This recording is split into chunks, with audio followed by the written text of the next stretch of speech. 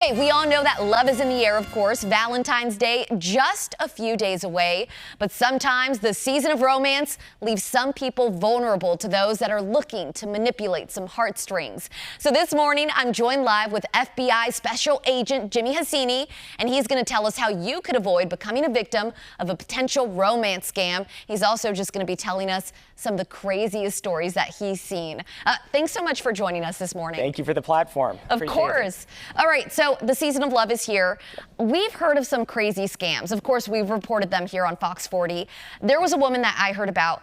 She thought that Brad Pitt was messaging her and that he was just short for money. He needed help from her, apparently. She wired him thousands of dollars. What's the craziest thing that you've seen? God. So funny because we just got a complaint about Ryan Reynolds. Ryan Reynolds, of all people. We're seeing celebrities. It's usually B-level celebrities. Oh, no offense to the B-level celebrities Sorry, out Ryan there. Reynolds. No, he's A. But Ryan Reynolds, yeah, this just happened just up the street, not too far, and it was the same thing. He was short on money. He was going through a legal case and connected with this person who was willing to pay. And a lot of people are vulnerable. Maybe this is their favorite celebrity. They want to help out. What do you think leaves people so vulnerable to becoming a victim of a romance scam? It's human connection. That is at the core of what we're seeing here.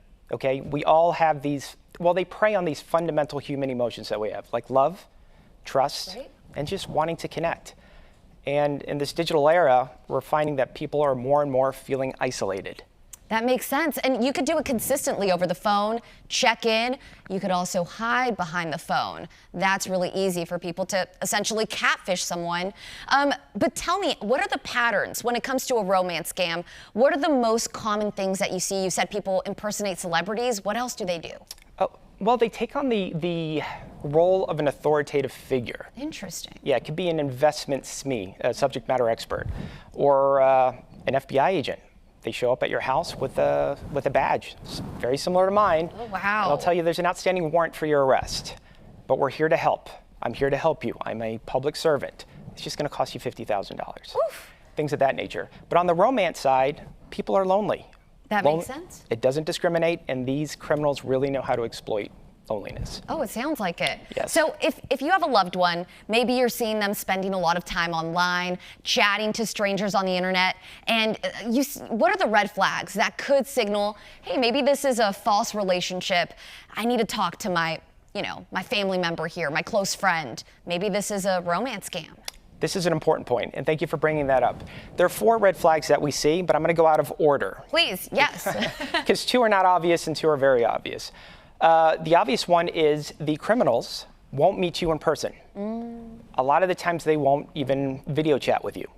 Okay, so a question that you want to ask your loved ones are, have you met this person that you're communicating with online? Met up, a little coffee date? Yeah. Have you FaceTimed with them? Right. Things like that.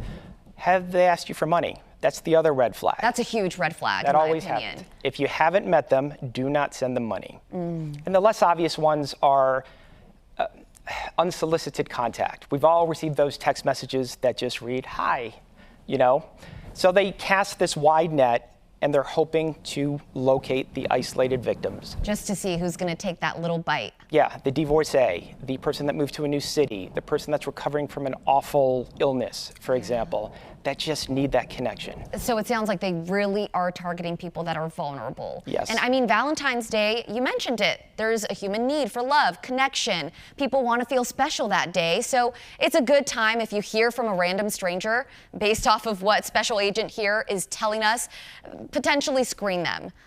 And ask them hard questions. Yeah. Be hard to get. Have those high standards, okay? Absolutely. Yes. Here, tell me really quick, the last thing that you want to share for people that need to know about these romance scams that want to avoid it. If you fall victim to a romance scam, or if you know somebody that falls victim to a romance scam, please go to fbi.gov/romance scams. Okay, and it'll give you basically the playbook that these guys use. Or file a complaint at ic3.gov. That's the letter I, the letter C, number 3.gov. File a complaint. Every complaint is taken seriously. Everyone is run through a background check, and it will go to a squad to look into.